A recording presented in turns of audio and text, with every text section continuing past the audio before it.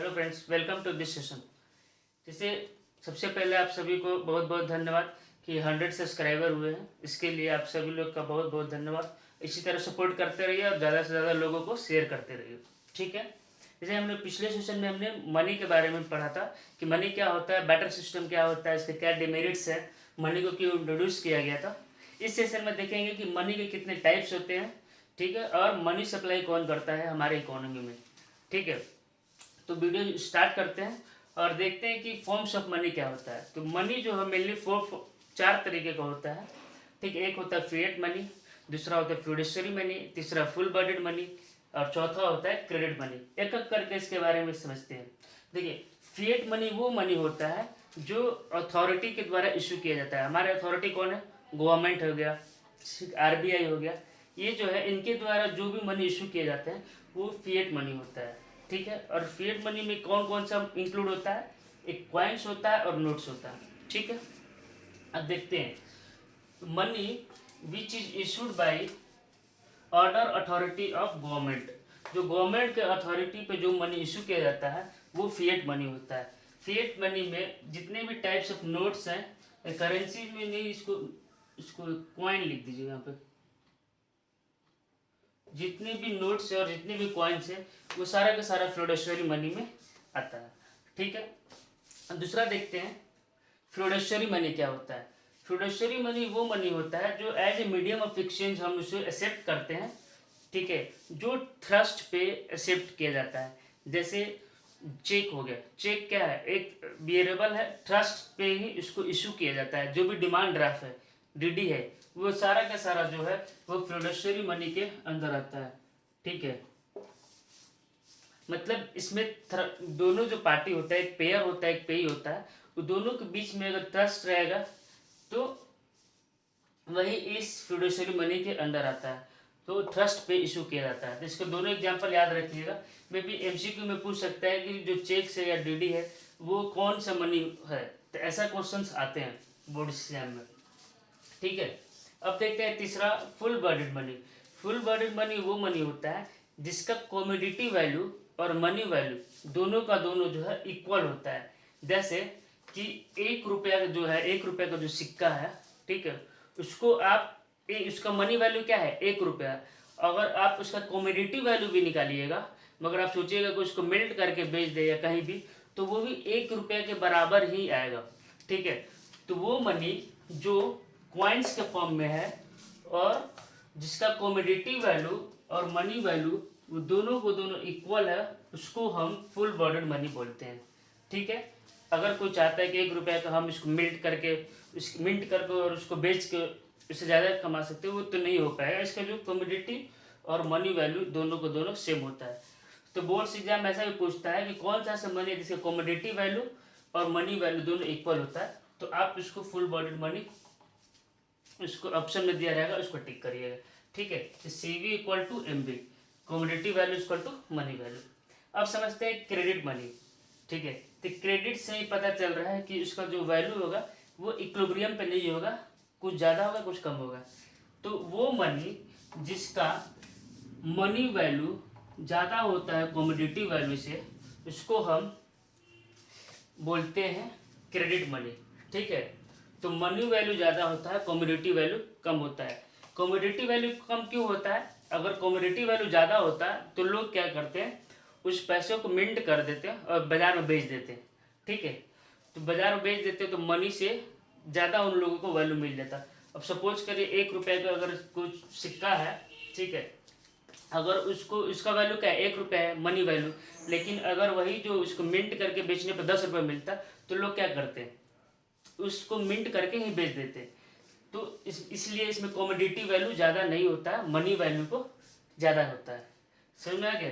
यही 4 टाइप्स का money, forms of money होते हैं। इससे 100% एक क्वेश्चन MCQ में आता है कि ये भी पूछ सकता है CV इक्वल टू MB कौन सा मनी है, या MB इज ग्रेटर देन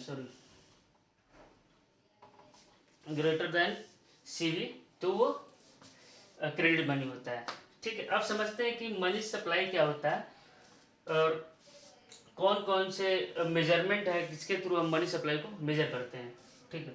तो देखिए जो नेशनल इनकम हमने पढ़ा था, पर इससे पिछले सेशन में हमने नेशनल इनकम के बारे में देखा था। तो नेशनल इनकम क्या है, एक फ्लो कंसेप्ट है, वो बार बार हम इसको मेजर करते हैं। बट जो मनी सप्लाई है वो at a period, at a point of time पे इसको मेजर करते हैं, ठीक है। इसलिए ये जो है ये स्टॉक कंसेप्ट है। ये भी आ सकता, इससे भी क्वेश्चन आता है 1 नंबर में। ये सब एमसीक्यू टाइप में ये सब क्वेश्चन आते हैं ज़्यादातर। जब बैंकिंग पढ़ेंगे तो उसमें जो है हमारा क्वेश्चन जो आएगा वो 4-5 नंबर में आता है, ठीक है। तो जो मनी सप्लाई है वो क्या है, स्टॉक कंसेप्ट है, ठीक है। और मनी सप्लाई का मतलब क्या हुआ कि इसमें क्या है कि जो हमारे जो नॉर्मल सिटीजन है जितना पैसा हेल्ड किए हैं वही इसके अंदर इंक्लूड होता है। सुना गया, मतलब नॉर्मल सिटीजन के पास जितना पैसा है वो सारा का सारा इस सप्लाई ऑफ मनी में आता है।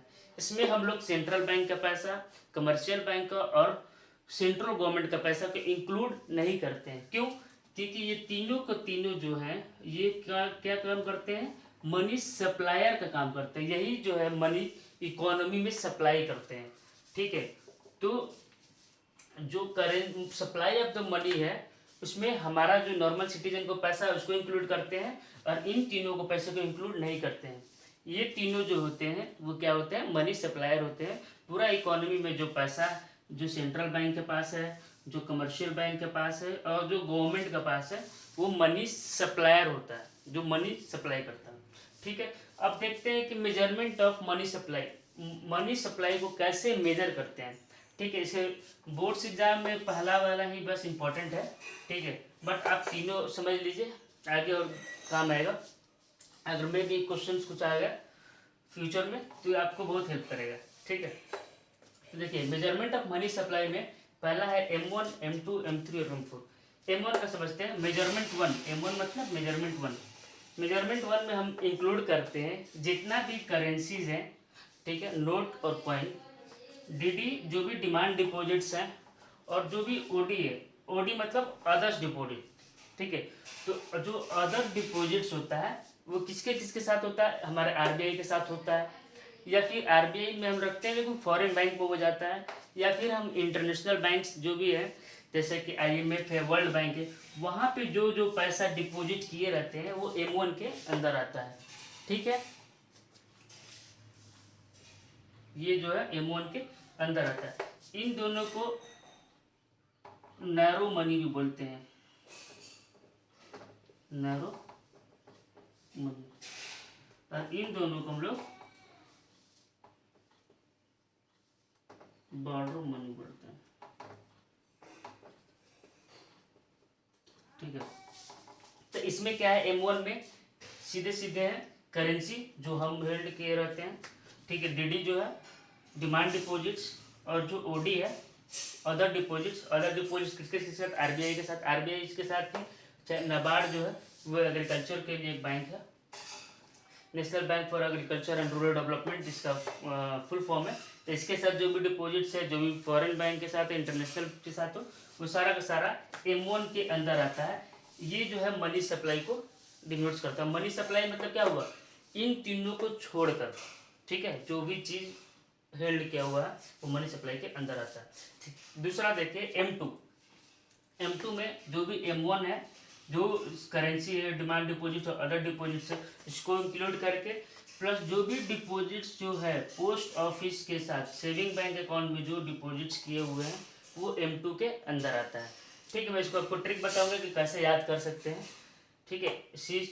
करेंसी, डिमांड डिपॉजिट और अदर डिपॉजिट्स के साथ जब हम post office saving bank account में जब पैसा डिपॉजिट्स करते हैं वो भी M2 के अंदर आता है। तो M2 से M1 जो है M1 से M2 जो है थोड़ा सा बॉर्डर कंसेप्ट है, ठीक है। अब M3 में क्या करते हैं कि ये सारा जो डिपॉजिट्स है C plus DD plus OD वो इंक्लूड करते हैं, और जितना भी टर्म्स डिपॉजिट है, टर्म डिपॉजिट 2 तरीके का होता है, आगे मैं बताऊंगा। टर्म डिपॉजिट 2 तरीके का होता है, एक फिक्स डिपॉजिट होता है, एक टर्म डिपॉजिट। फिक्स डिपॉजिट जो होता है लॉन्ग पीरियड के लिए होता है, और जो टर्म डिपॉजिट है शॉर्ट पीरियड के लिए होता है, ठीक है। तो जो भी टर्म्स डिपॉजिट है कमर्शियल बैंक के साथ वो M3 के अंदर आता है, ठीक है। और चौथा जो होता है जब हम M3 को इंक्लूड करते हैं तो ये क्या है, M3 M1 से भी बड़ा है, M2 से भी बड़ा है, ठीक है। तो M3 जो है वो दोनों से बड़ा है, और M4 जो है सबसे बड़ा होता है, सबसे ये तीनों से बड़ा होता है। इसमें क्या है M3, तो M3 लिखे तो मतलब कि क्या है, वो ऊपर का सारा इंक्लूड हो गया इसी में।